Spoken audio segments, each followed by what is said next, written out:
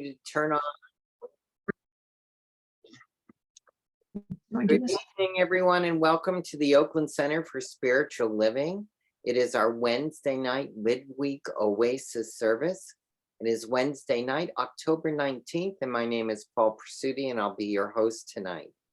We have a wonderful evening planned for you, and I want to say hello to our church family. We're so glad you're here. So why do we call our Wednesday night service the Oasis? It's because it's in the middle of the week, and it's a place where we can be together as a community to be spiritually refreshed between Sundays.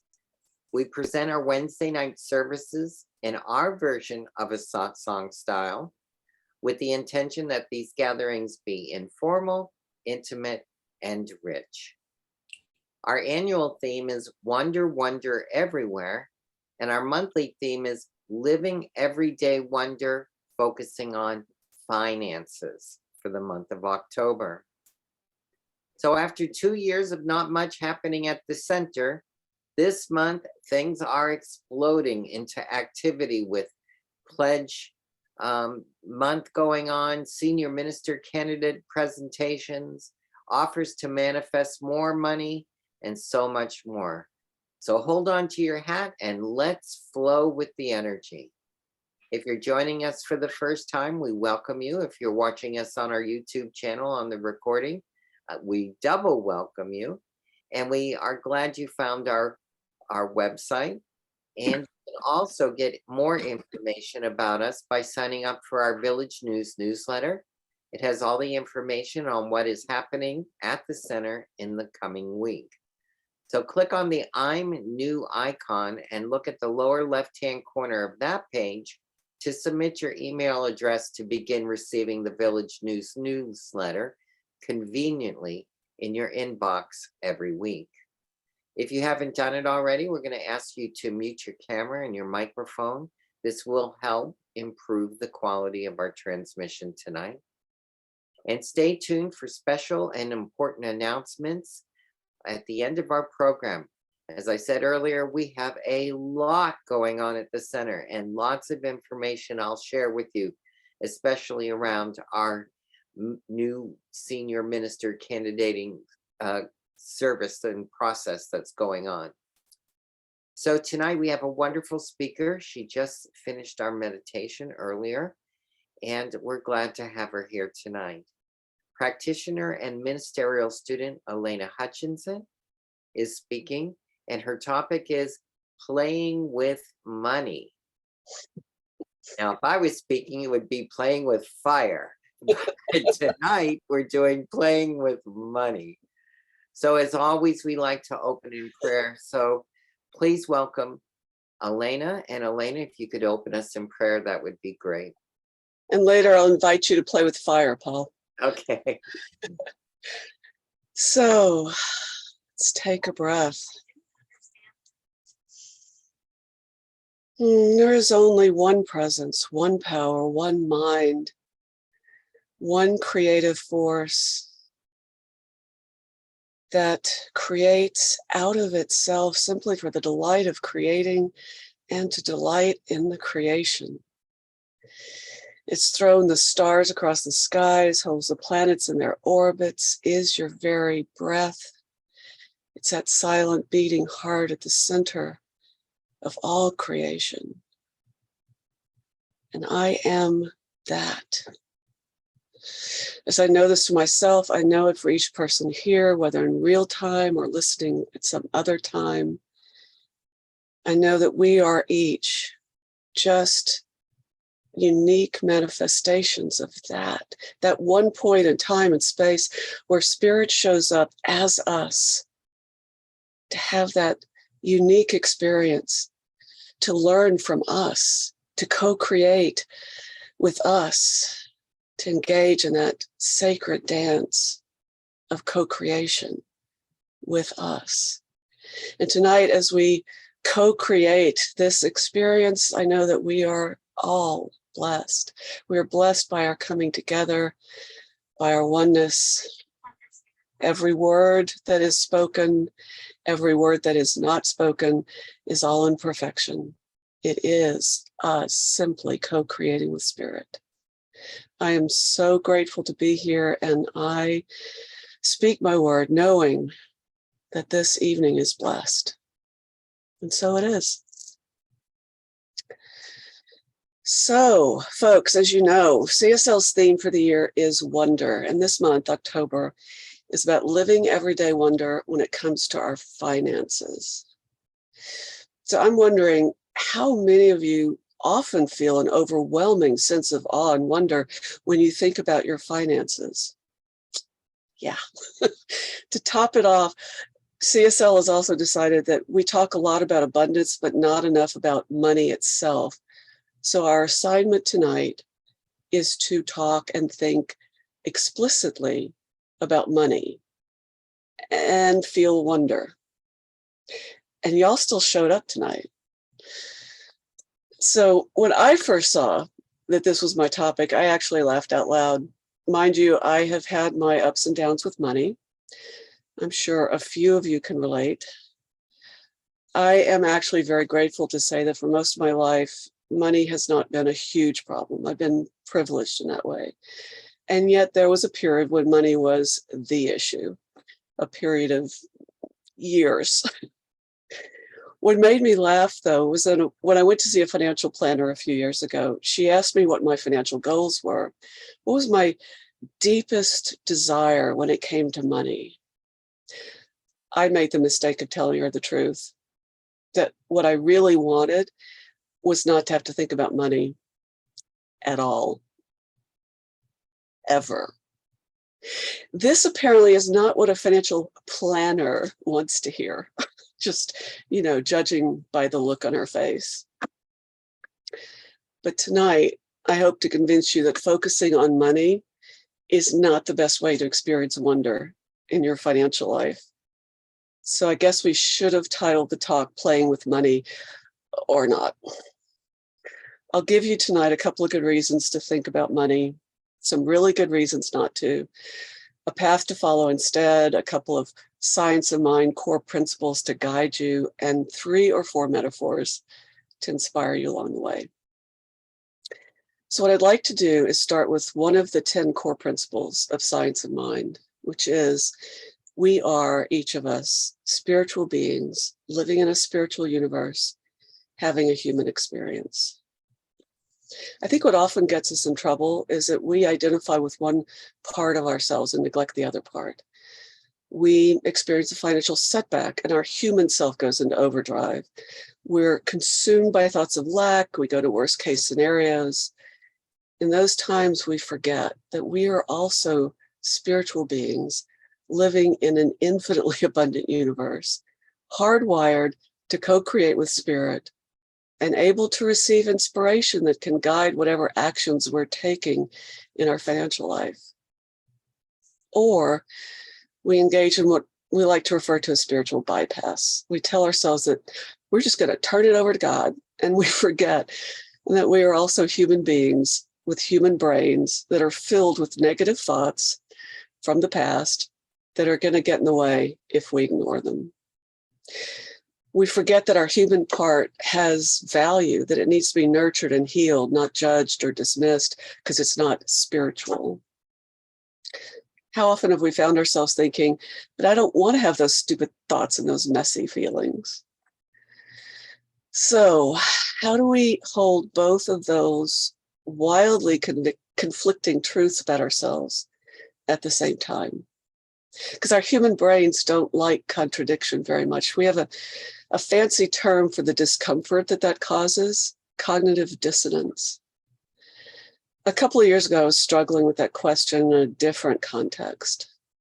How do we stand in the face of real human tragedy, like the one that's still unfolding in the Ukraine, and reconcile that with the idea of a loving universe? Or in the context of our talk tonight, how do we face the threat of some financial insecurity or disaster and still believe that, in the words of Emma Curtis Hopkins, all of our good has already been given to us? That all we have to do is create an intention, and the universe will, in Emerson's words, conspire to make it happen. So I've used this metaphor before, and some of you may have heard it, but the image that came to mind for me as I thought about all that was the way our eyes are constructed. Our eyes are separated horizontally. Each eye sees a different image, but our brain seamlessly integrates those two images into one. And without straining the metaphor, I think I might add that that's what gives us depth perception, our ability to see with depth. So if we want to see one image or the other, we can close one eye and look through the other eye. The challenge is, can we do that with our human vision and our spiritual vision? Can we consciously decide to look at a situation from one perspective and then the other in order to understand it better? Look at, say, a financial situation that from a human perspective is unfortunate or even desperate, and see it realistically from a human perspective, and simultaneously perceive with our spiritual sight that there's something good operating in that situation, something we can learn, something good that's being birthed out of that chaos, or something that just hasn't arrived yet. Can we remember that in these human circumstances, there's an invisible underlying divine order holding it all in perfection? Did I mention that it's invisible?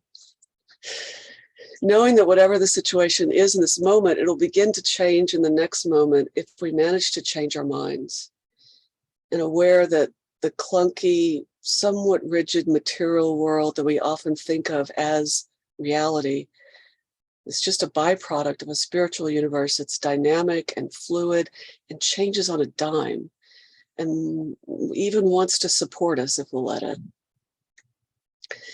So in this process of changing our minds and manifesting what we prefer, I could think of a couple of places where it makes sense to think about money.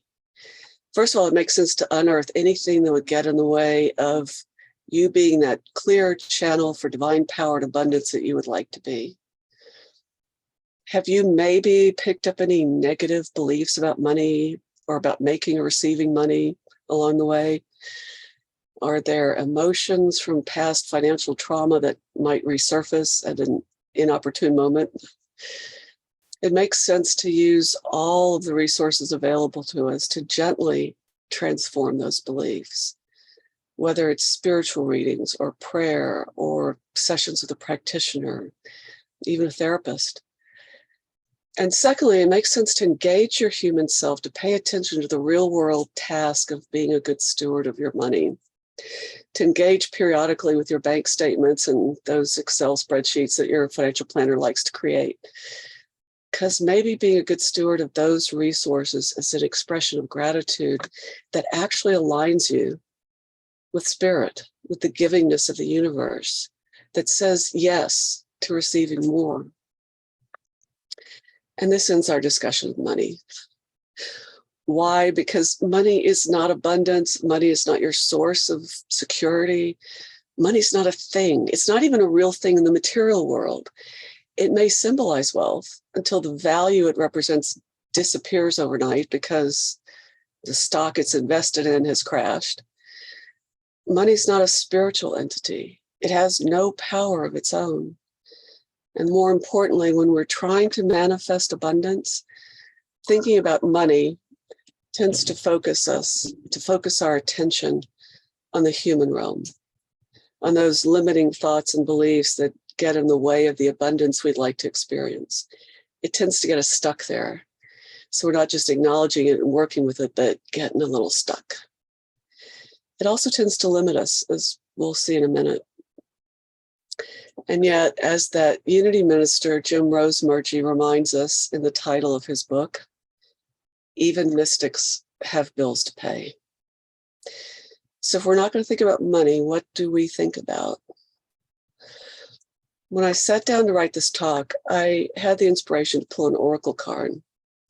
And the card I got was the lightning bolt. My first thought was, well, that's interesting, because some of you may remember, you were probably here back in January when I gave my first talk on wonder and awe. And the illustration I gave was this.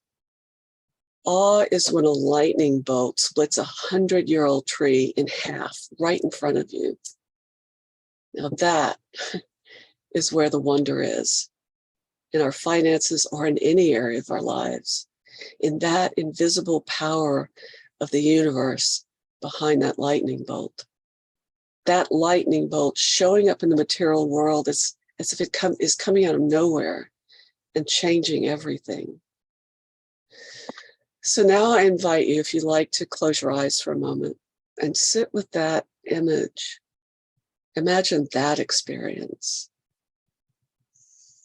the suddenness, the power, the force of that bolt of lightning that seems to come out of nowhere, the noise, that sudden clap and crackling sound, the splitting of the tree.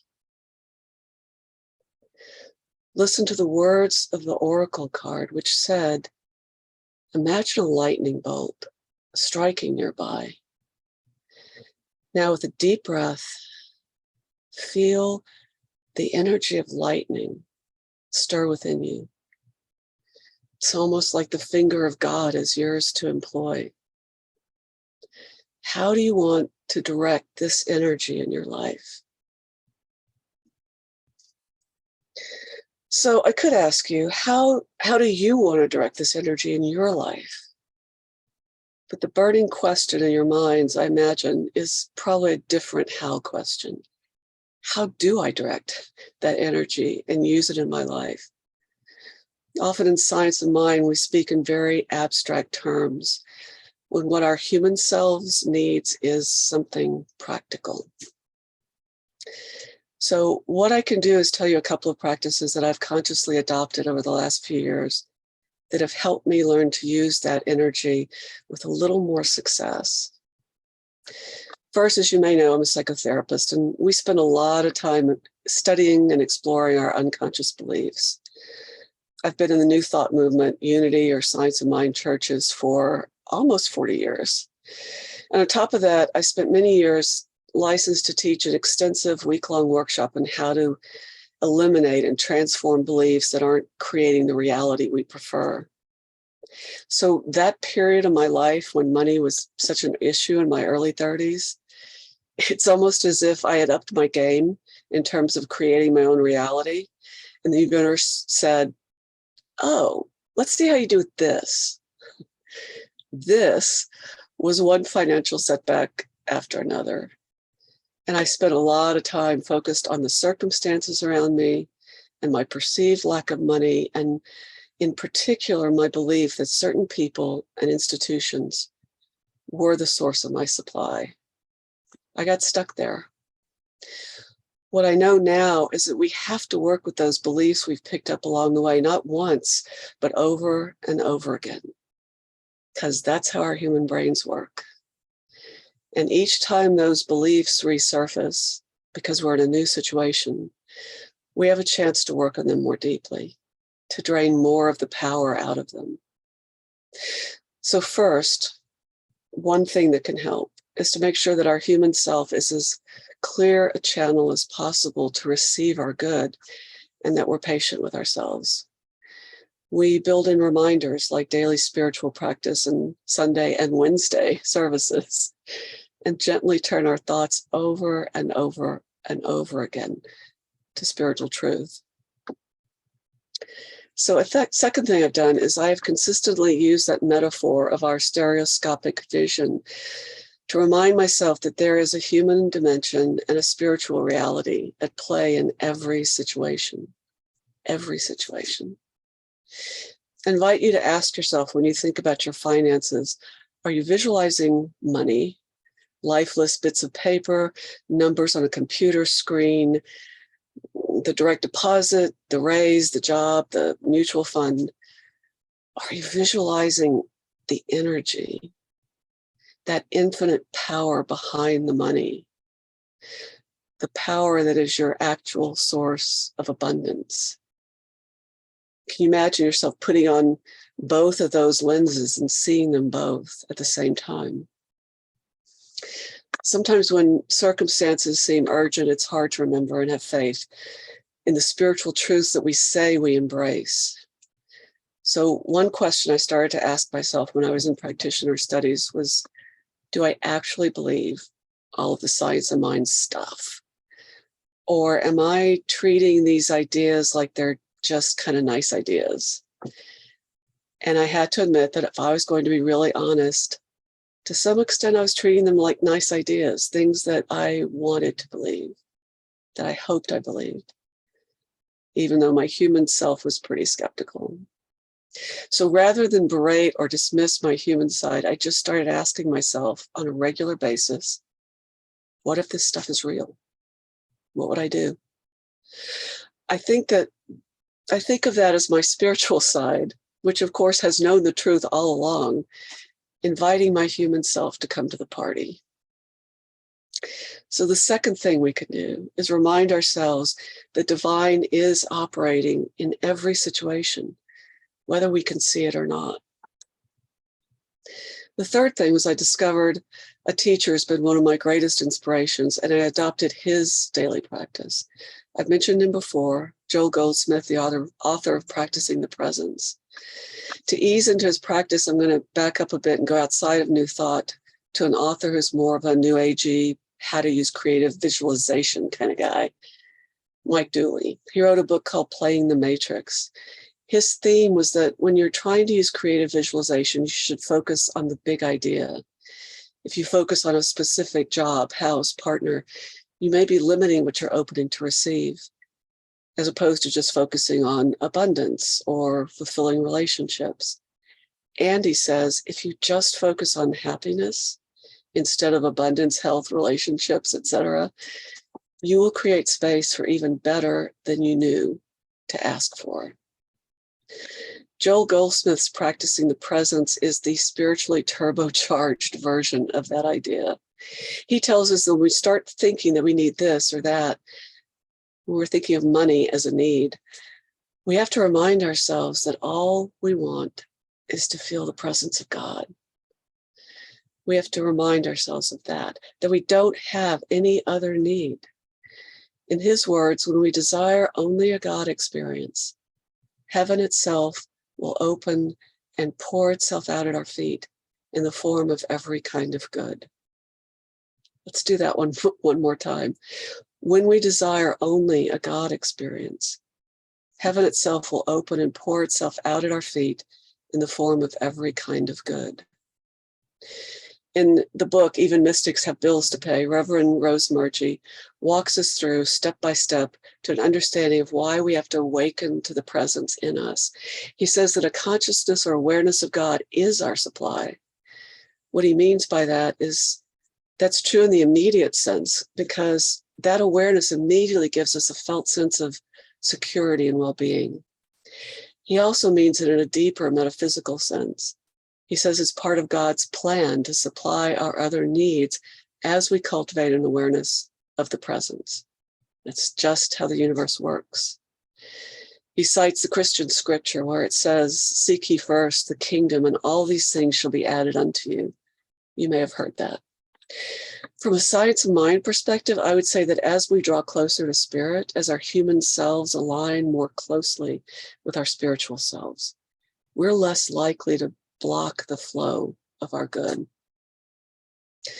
So the idea that a consciousness of God is our supply is very abstract. What does it mean?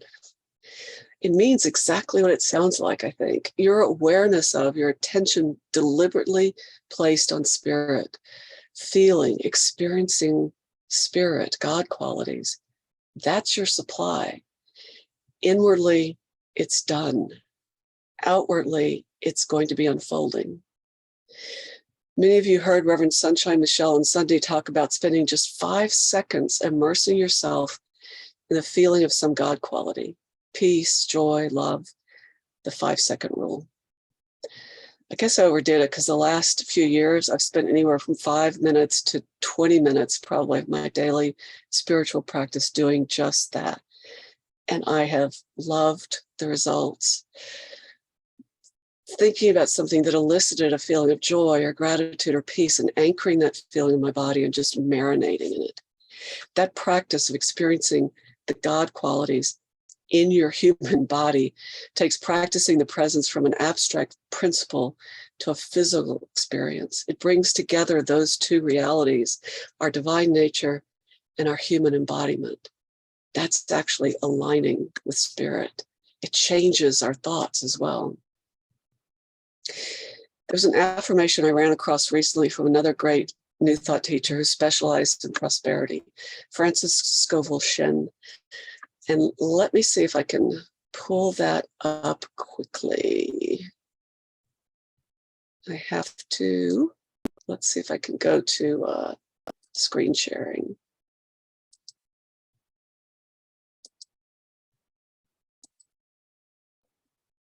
Okay, there we go. It says, all this mine by divine right is now released and reaches me in great avalanches of abundance, under grace in miraculous ways. I like this because it underscores the idea that focusing on the details just gets in the way sometimes. Because if we focus on the big idea, especially the presence of God, abundance comes to us in ways and forms that we couldn't have imagined, under grace, in, as she says, miraculous ways. I personally would take some issue with abundance coming in like an avalanche. Just being with an avalanche, I mean, have you ever seen one? They're noisy and dangerous. Since I started Goldsmith's practice, being with the presence of God, I experienced those God qualities in my body, and abundance has come more like a quiet stream, more wonder than awe, gradually increasing income, delightful clients, gentle prompts from that still small voice within, exactly when they were needed. Things that didn't take as long as I anticipated they would. Quick pivots from worry to trusting that all will be well, knowing that despite all appearances, all is well. Days that unfolded with uncommon grace and ease. When the parking spot is always right in front, the thing you forgot at home, you realize you didn't need after all, and it's one pleasant surprise after another, and help that shows up unexpectedly. So maybe that's the form of abundance I receive, because that's my idea of heaven on earth. If you tried it, you might get your idea of heaven on earth. So I want to leave you with some visual images to anchor what we discussed tonight. The first is an image of a lightning bolt, that thing that inspires awe, the invisible energy that's yours to harness. And finally, I invite you to think for a moment about two inner archetypes, your inner bookkeeper and your inner wizard. So my inner bookkeeper looks like someone out of a Dickens novel, sitting at a desk, counting coins. You have to remember that he can count the coins, he can move them around, but he's not going to turn around and suddenly find that more coins have materialized. Money is not substance. Do you want to just count coins, or do you want to harness the creative energy of the universe? Do you want your inner bookkeeper in charge of your money, your abundance? Or do you want your inner wizard in charge? So before we go to our discussion period, I would like to have maybe just 1 minute of silence where we can just sort of collect ourselves. You can feel into whatever's going on for you. Think about, is there a question, a comment? Are there thoughts coming up? Are there feelings? And when you hear the bell, we'll go into our discussion period.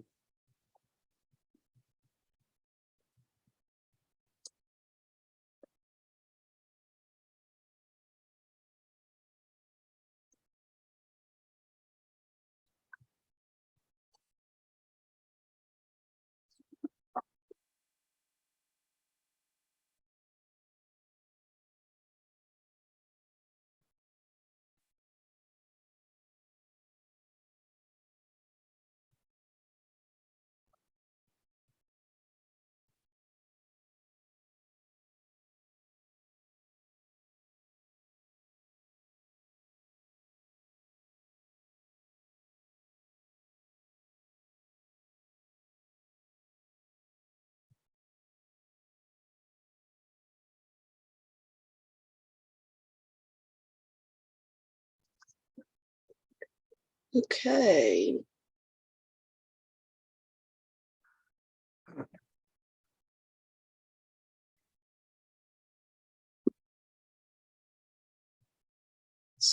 Paul, do you have something you wanted to say? Yes, indeed. First of all, thank you very much. You're welcome. Lots to think about.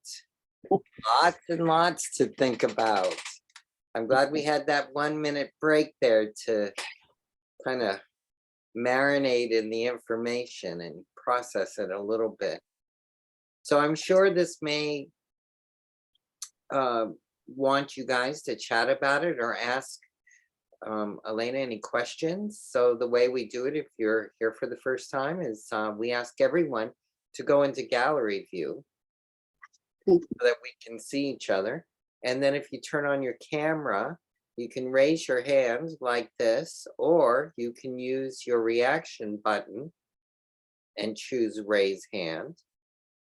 And that will kind of keep us in order of what's going on. And Peter is our moderator, so he'll recognize you if you have something to share. So Alena can focus on responding to all of us. So questions or comments or anything of that nature? Lucian, you had your hand up. You want to go ahead, unmute? That was me clapping, but I do have something to say anyway. So, Oh, well, go ahead. Lena, thank you so much. There was something you said not too long ago about how oftentimes it hit me so hard that my paraphrase isn't gonna be on point, but hopefully you know what I'm talking about, where oftentimes just looking at the money and looking at what we don't have, as practitioners, we're told very early on that we don't treat the condition, we treat the truth. And you kind of said a variation of that, and it was like an aha moment, and it snapped me out of my dark place. So I just want to thank you for that. Yeah, we have to at least acknowledge the other, right? It's both and. Yeah. We have to acknowledge it. And I think that's another thing, as new thought people, we kind of like get used to just, nope, God is all there is. Like, no, hold on. Like, I still need to tell my story. Don't just bypass me. So yes, thank you for acknowledging that as well. Oops, I'm not being spiritual. Good to be aware.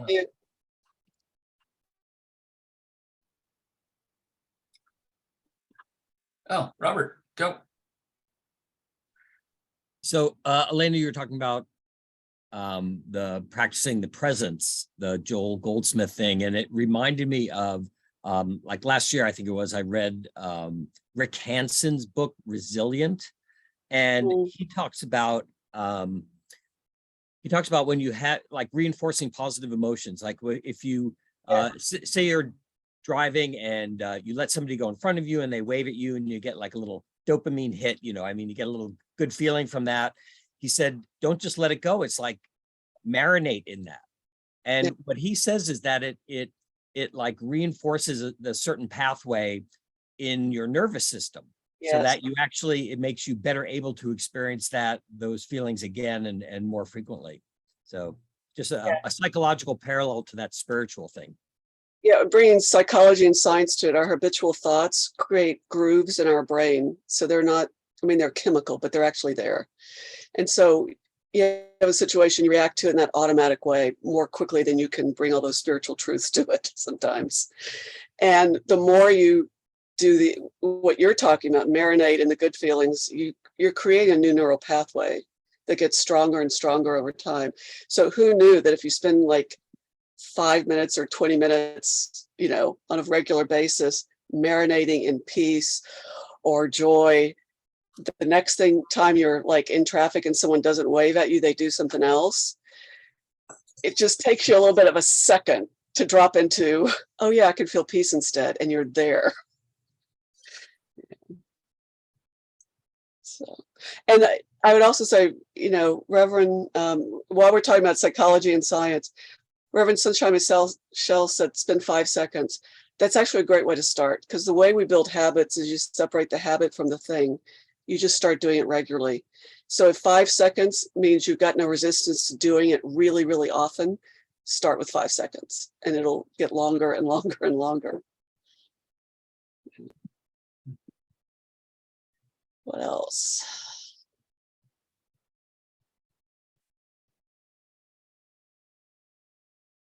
About the 5 second thing, Alena, I think about the things I've learned through Science of Mind, through the center, I'm really into Dr. Dan at 12 noon. I know you all know that, so I'll be brief on that, or non-existent on that. But those 5 seconds that I do today, that new idea, was not something I practiced for the last 64 years. So all of a sudden I've taken up some time, how did you say it? Reinforcing a good thing. Yeah. Creating a neural pathway that's actually a good one. Right. So I look at it like yesterday I was void of that. And today I have this thing that will grow Yeah. in time and replace whatever that minus 5 seconds was the day before. Does that make sense? Yeah. I think the old ones are still there. People always think, well, you know, I already worked on this. Why isn't it gone? They don't go away, but that new one gets stronger and stronger, and you're more likely to default to it. For example, 15 years ago, working at the at AT&T, I'd be banging my head on my desk, right, all day long, right? Yeah. Because I didn't know, this is not good English, but it's New England, so it's north of Boston, so it is good for a small portion of the country. I just can. It's almost like global search and replaced. You know what I mean? Just I can, I just went about my way that way until I banged my head on the desk. So I wasn't comfortable anymore. And so if I was to go back to that way of life, I'd have this new neural pathway. I wouldn't probably bang my head on the desk as much.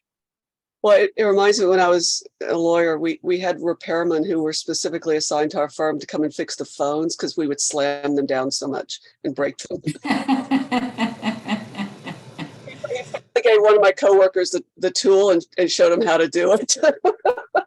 But it's like the old stuff is in 9-point font and the new stuff eventually is in 20-point font. So, Thanks. yeah. Alice, I see your hand up and maybe Okay, yeah, I need to get me in this. Let me spot.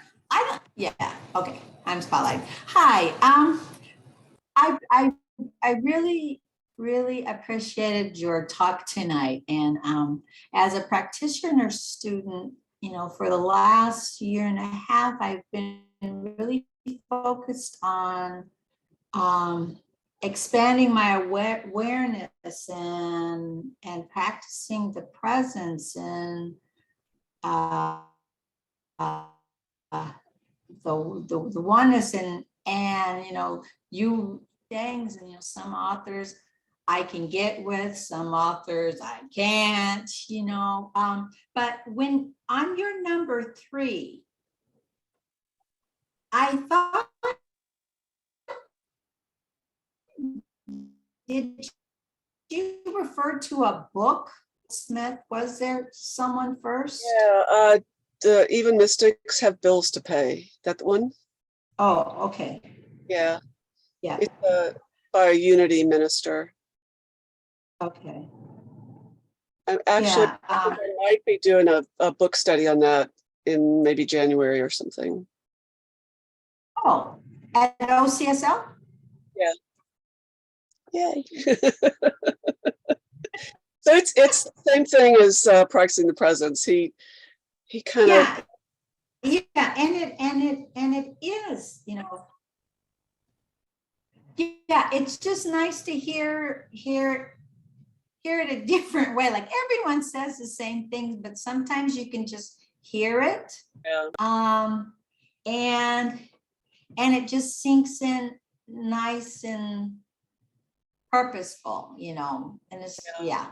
But thank you. Thank you. The book is nice because it's just very plain language and he walks you kind of step by step through it. It's a little bit of a Christian focus because he's a unity minister, but you know, we're good with Jesus. So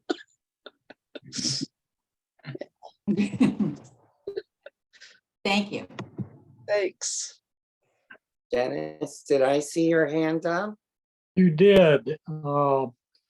Please bear with me because sometimes I just think in terms of whimsies. You were talking about phones and money.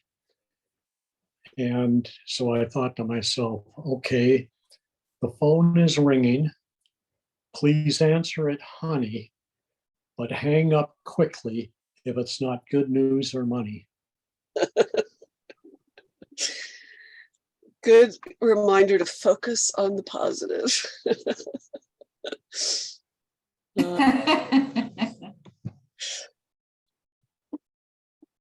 Who else?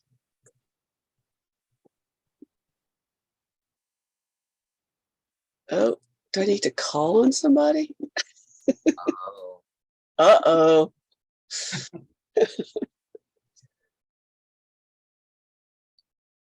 Maureen, Hi. So, I knew you were the one I was going to call on, right? yeah. So so for me, I think I just liked the idea of not necessarily focusing on money per se, and just focusing on, That wasn't me that time. you know, bringing the presence of God into your interactions or into your thought, and focusing on that, and then the abundance, which however it's going to come, will follow. And for me, that resonates a little bit more, and it fits a little bit more with how I think, and in terms of money and abundance. So I just appreciated that. And I actually quickly wrote down an affirmation too. I'm no longer where the affirmation I wrote down is, but I wrote down an affirmation. It was kind of like, I experience God in all of I have a God experience in all my affairs, or something like that. Yeah. Because, you know, I think that is for me, you know, especially being a practitioner student and raising my consciousness, that's the bee's knees. That's where I want to be. So thank you for bringing that to the forefront. You're welcome. It reminds me, like, part of that, our human selves getting hooked is we want to be in control, and we forget that our higher self, spirit, you know, can do a much better job than us with our limited thoughts. So, TC. Yeah, go ahead. Yeah, this just brings to mind a couple of years ago when I was still doing freelancing for tech companies, and I had done a bunch of work for this company and they weren't paying me, and I wasn't able to pay my rent, and I was like really freaking out. And I called you and you said, this company is not the source of your supply. And it completely shifted my entire perspective. And so you talked about that in your talk, but I just kind of wanted to highlight it in that it has amazing repercussions when you apply it to real life. I loved your talk. It was very useful. Good. Thank you. A hard-learned lesson. I'll share a little bit. My childhood experience was of having money be used to manipulate. So I had a hard time imagining that money could come without there being someone manipulating it that I had to please, right? A job, a particular firm, or, you know, whatever. So it took me a while to get that one. So, thank you. Freya, did you? Yeah, when you mentioned childhood, when I was growing up, I remember at a certain age that my parents gave me 75 cents a week and, 25 cents to spend, 25 cents to give to church, and 25 cents to have a savings account. So, but there was no relationship between doing my chores and getting the money. So I have never, for me, like doing work and getting money back for it has never gone together. I don't know. And so as a result, I have money I have money in savings account, but they're way back in here. There's like a teensy bit of like worry. There's a worry driving me that I was just wondering tonight if I could just somehow loosen up that worry that's like just way back there that I don't even want to experience or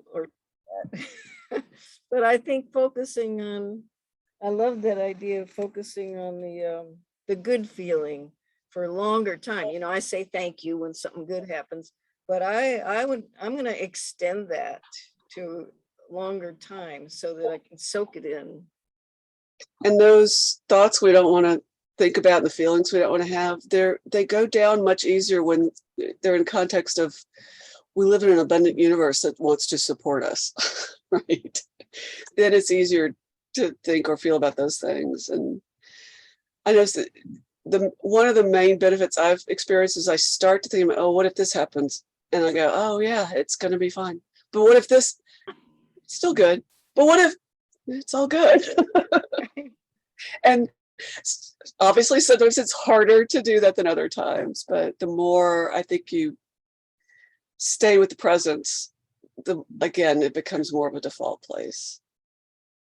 And I'm finally getting more clear that the abundance, although I don't like that word even, the universe giving us things is always there. My connection with spirit and my rootedness in the earth is always there. And I just have these blocks to experiencing it and having it. Like, oh, yeah, it's not like I have to go out and grab something. It's like look inside and untwist those knots. And along the lines of, is this stuff really real or not? If we are actually part of spirit, I mean, can you imagine yourself going, no, I don't think I'm going to let you take a breath. Nah. It's like, spirit's not going to do that to us. It's Robert again. Robert, yeah. Robert again. So Freya made me think about my childhood and my relationship with money, and the fact that money was never talked about. It's like I grew up in my dad worked for IBM. We were comfortably middle class, but it was never talked about. I mean, the rudest thing you could do is ask somebody how much money they made. I'm sure everyone in our age group has that experience, and so there's so much. It's like the two things with the most complicated charges in our culture are sex and money. And it's like, I think you have to kind of take a two-pronged approach, which is on the one side, the kind of affirmations that you were talking about, Alena, and the God is my source, my supply, my sufficiency, and acknowledging that, but also doing some excavation of those hidden beliefs about money and maybe where they came from. And you can start to it becomes maybe a little easier to release them or not just fall into them automatically. if you, you know, can kind of understand the source of some of those beliefs.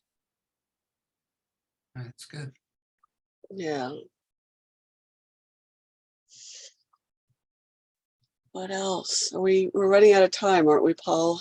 We're right at it. So if there's no one else with a burning desire, I think we can move on to the next thing. Thank you all for being here. Yeah, but before we move on to announcements, let's thank Alena. Thank goodness I say, and I remind each of you, and to tell your friends, this was recorded for YouTube, what she said was very, very deep, and you get to watch it. Constance will put it up on Monday of next week. So you can go back and rewatch this and catch anything you missed or need or what did you say? Reinforce some of this good thing we had tonight. So you can go back and see it again. But truly, thank you, Alena. Beautiful, beautifully crafted. I enjoyed it very much. So Peter, when you're ready, we can share some of the good news that's going on here at the center. And as I said earlier, everything lately has been focused around our new minister's search. So this Sunday, October 23rd, Reverend Jerry Carter and Reverend Francione, they are our third senior minister candidates, as in a co-ministry. They will be speaking on living in the flow of financial abundance. So please join us in person with meditation at 10 and the service at 10:30. The service will be followed by an open forum type question and answer session with Reverend Jerry and Reverend Francione in the sanctuary. Lunch will be served afterwards in the social hall and in the courtyard. And it's free for everyone who pre-registers for the workshop by this Thursday, October 20th, which is tomorrow. At 1:30, Reverend Jerry and Reverend Francione will be back in the sanctuary leading a workshop on expanding my flow of financial prosperity. So it's very, very important that you register on our website on the events page. And it's a must for everyone wanting to attend the workshop. This allows us to prepare the proper amount of materials that'll be needed. So to register, check out the classes and workshops and then upcoming classes and workshops on our website. Scroll down the page and it is right under Reverend Jerry and Reverend Francione's workshop information. To read Reverend Jerry's and Reverend Francione's bio, go to the minister page on our website under the About Us heading. We also stream our Sunday service live and directly to YouTube, and the link is on the home page of our website if you choose to watch the service from home. So what we're streaming on Sunday, for those that like to come in and watch it in the social hall, even though it's happening across the courtyard, we'll stream the Sunday service. Then they'll also stream the Q&A, and they're streaming the actual workshop. So if you know someone that it might be upset because they can't attend in person, all of this is going to be streamed through our YouTube channel.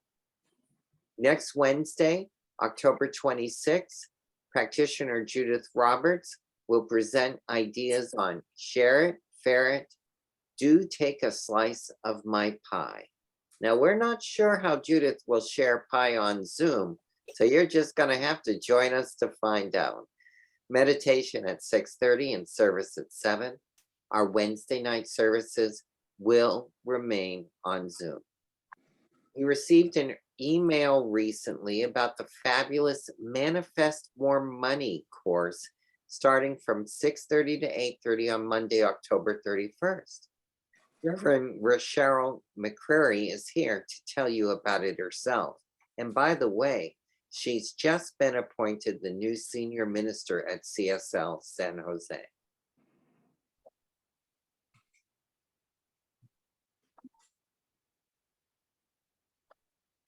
Hello there. I'm Reverend Cheryl McCreary, the creator and facilitator of Manifest More Money. You know, so many of our New Thought communities, our members are struggling right now about money. There's constant news of inflation, recession, gas prices, and it's easy to forget the truth. The truth is we live in an abundant universe. The truth is that unlimited abundance is our divine birthright. It's time to heal our relationship with money. If that's work you want to do, I invite you to join me in the online course, Manifest for Money. We're kicking off on October 31st. We are going to do a deep dive into spiritual practice and practical actions to help you bust through your money set point, to help you release old toxic money beliefs that are holding you back, to help you manifest more money with ease and grace, and to help you move into divine right relationship with money.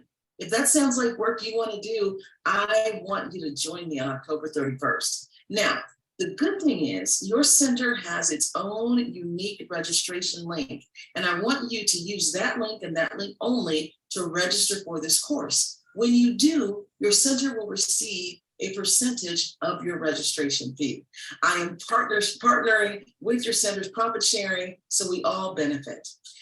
Listen, we're going to kick off on Mondays, 6:30 to 8:30 p.m. Pacific time, starting October 31st for 5 Mondays. I hope you'll join me. I look forward to seeing you there. I will see you and manifest more money. Bye. Are you interested in a Thanksgiving dinner at Oakland Center for Spiritual Living? Please fill out the short survey on the events page. We need your input and feedback to know whether to move forward with this event. And I'll wait for Peter. And there's the slide for Thanksgiving. So go to the events page and fill out the form. Hopefully we'll get enough interest and we can do it again this year. A special invitation from our Board of Trustees and our president, who says, the Board of Trustees has called a general meeting of all active members of the Oakland Center to explain and open the voting process for the office of Senior Minister. The meeting will take place via Zoom on Sunday, October 30th at 2:30. That's a week from this coming Sunday at 2:30. So please attend. For more information, go to our events page, and the Zoom information should be there. Have you joined the Oakland Center for Spiritual Living's Prosperity Galaxy yet? Our rocket is airborne with the power of 23 practitioners of science of mind and prosperity thinking. To get into orbit and reach our destination, we need your pledge power. Your active participation in our annual pledge campaign is critical for our efficient planning of our financial budget for the next year. The program is simple. You complete a 2023 pledge card. When you do, you can put your name on a star and add it to our Prosperity Galaxy display that will be in the sanctuary. The more stars we have, the brighter our 2023 financial future will be. Click the donate icon on the homepage of our website to be taken to the pledge campaign information and the online pledge card. The Diversity Circle is holding their last meeting of 2022 on Saturday, October 29th from 11 to 1 p.m. Bring your lunch, your ideas, and be with the Diversity Circle speakers and plan their events for the coming year. They will be meeting in the courtyard. It has been a month of listening, evaluating, and learning. Now it's time to have some fun. Join practitioner Constance Chapman on Saturday, November 5th at 10 a.m. for a morning of playing with abundance. You'll discover the image that reminds you of the infinite prosperity and the words that anchor it for you. And you'll get to play with paint. Whether you're a trained artist or think you don't have a creative bone in your hand, This workshop is for you. All materials will be supplied and the cost is $50. So stay tuned and watch for the registration on that. That'll be on the events page pretty soon. With the monthly theme of finances, our Spirit Treasure bookstore has an abundance of books and items symbolizing prosperity, as well as the books recommended by our senior minister candidates. Visit our bookstore after Sunday service until 12:30 p.m. And as always, for information on all that is going on at Oakland Center, visit our website, www.oaklandcsl.org. Be sure to check out our events page. Don't forget, you can follow us on Instagram, YouTube, and Facebook. And if you're not receiving it already, you can sign up for our weekly newsletter, The Village News, on the homepage of our website. So let's move to a more reverent ritual we've been doing. We won't be doing this much longer because we have candidates in place. So we're going to read the new minister's covenant together. I'm asking you to use fresh eyes and an open mind and a loving heart as we go through this. I'll read it if you'll follow along. So take a deep breath with me. There is only one life. This life is good. This life is God. This is my life now. And knowing that I am one with this life that is God, I therefore know that I am one with all of its blessed expressions, which includes the presence of a new minister for my beloved spiritual community. Because I know that the highest purpose of my new minister is to reveal spirit, I therefore know that my new minister is a revelation of God as wisdom. I further know that my new minister is the fulfillment of that which has been promised by Spirit. For it is written, I am filled with divine wisdom. I allow divine mind to fill my mind now. As I stand in agreement with my beloved community, I see my new minister revealed before me as unity in the community. I now intend to experience my new minister in full cooperation and agreement with my community, knowing this truth about myself. For I am inspiring unity in diversity, embracing and nourishing our community. I am awakening the wisdom within. I am healing and expanding our community with the power of love. I am engaging the community and building a world that works for everyone. I am deepening family consciousness.